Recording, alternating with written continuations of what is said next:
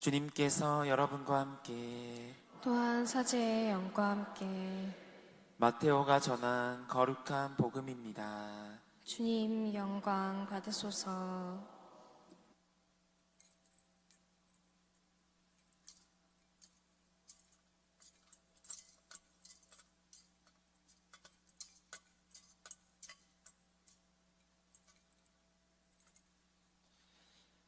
그때 11제자는 갈릴레아로 떠나 예수님께서 분부하신 산으로 갔다. 그들은 예수님을 뵙고 엎드려 경배하였다.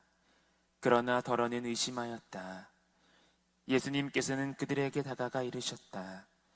나는 하늘과 땅의 모든 권한을 받았다. 그러므로 너희는 가서 모든 민족들을 제자로 삼아 아버지와 아들과 성령의 이름으로 세례를 주고 내가 너희에게 명령한 모든 것을 가르쳐 지키게 하여라. 보라, 내가 세상 끝날까지 언제나 너희와 함께 있겠다. 주님의 말씀입니다. 그리스도님 찬미합니다. 모두 자리에 앉으십시오. 찬미 예수님. 네, 오늘은 우리 지극히 거룩하신 삼위일체 대축일입니다. 바로 이 대축일을 통해 우리는 그분의 사랑이 얼마나 큰지를 다시금 깨닫게 됩니다.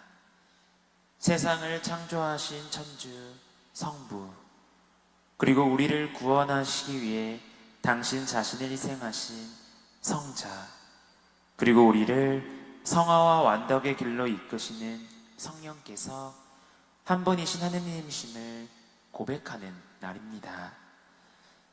사람들은 보통 삼위일체라고 하면 어려운 신학 개념을 떠올립니다. 아마 교리를 배우시면서 이렇게 들어보았을 겁니다. 성부와 성자와 성령이 위격으로는 서로 다르시지만 신적인 본질에 있어서는 서로 같으시며 한 하느님으로서 같은 영광과 흠씀을 받으셔야 한다는 것. 그러나 이런 식의 설명으로는 삼위일체의 신비를 제대로 이해하기가 어렵습니다.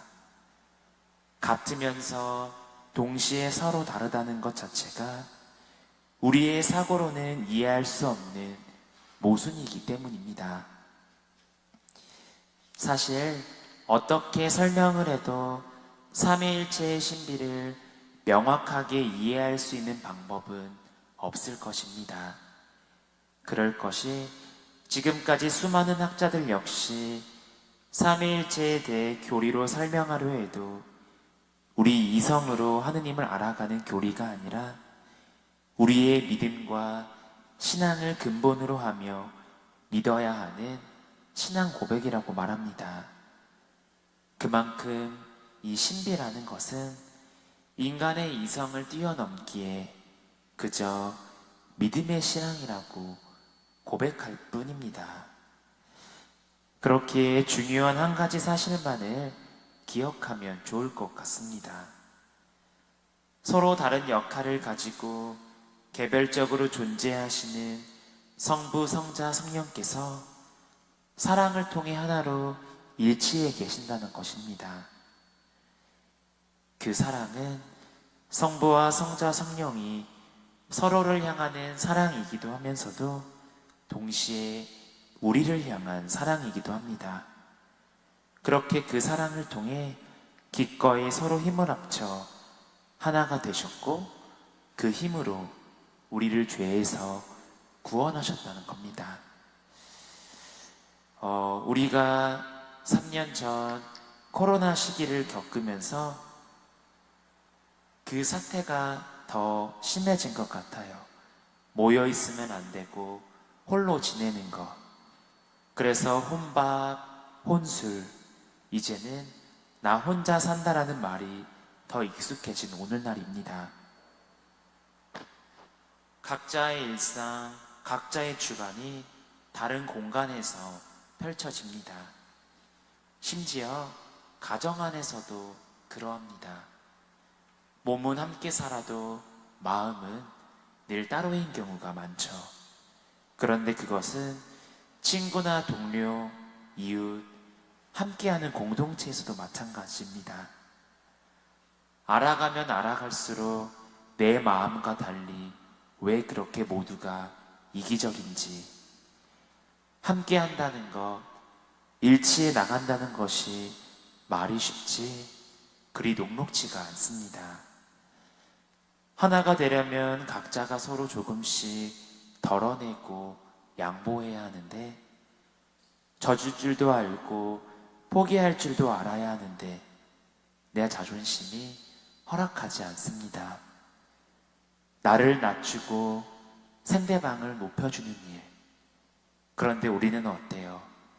상대방을 깎아내리고 나를 높입니다. 그러니 계속 둘로 남아있을 수밖에 없습니다. 삼위일체 하느님을 따르리라 다짐하는 이들이 각자 모여 우리의 신앙을 고백하며 우리는 교회라는 이 공동체를 이룹니다. 하나이기 위해, 한마음 한뜻이 되기 위해 요구되는 조건이죠. 그 조건이 바로 자기 비움입니다. 삼위일체 하느님이 보여주신 그 자기 비움을 우리는 배우는 겁니다. 이해와 배려 안에서 나를 비워냅니다. 용서와 화해 안에서 나를 낮춥니다. 그러한 모습을 통해 우리는 삼위일체 하느님을 닮아가는 겁니다. 그런데 우리는 과연 어떤가요? 신앙과 삶을 따로 분리해요. 이분법적으로 바라보지는 않는가요? 성당에서는 이렇게 행동하고 성당을 나가면 다르게 행동하는, 그렇다고 우리는 과연 분리된 채 하느님을 따른다고 말할 수 있을까요? 입으로는 믿음을 고백하면서 같은 입으로 욕을 뱉어내면 무슨 소용일까요? 몸은 성당에 앉아 있어도 마음은 누군가를 감옥에 가둬두고 있다면 무슨 소용일까요? 하느님 따로, 나 따로, 너 따로 살면서 공동체라고, 교회의 공동체라고 말할 수는 없을 겁니다. 이처럼 삼위일체의 신비가 사랑의 신비임을 이해하고 받아들인다면 나 역시 그 신비를 삶으로 실천해야 합니다. 그래서 우리 신앙인들이 어떤 일을 시작하고 마칠 때 성부와 성자와 성령의 이름으로 시작하고 마칩니다.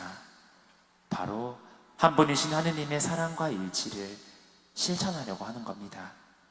그래서 우리는 성묘경을 삶 안에서 긋는 겁니다.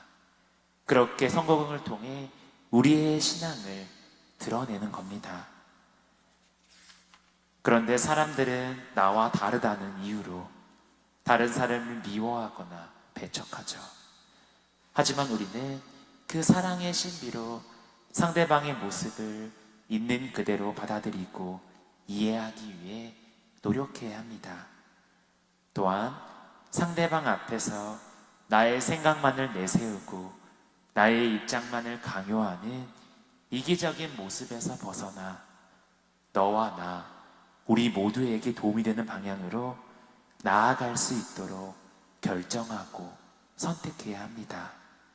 그러면 성령께서 우리를 진리이신 하느님께로 이끌어 주실 것이고, 우리는 그 진리를 통해 하느님과 깊이 일치함으로써 그분이 주시는 그 기쁨과 행복을 함께 누릴 수 있게 될 겁니다.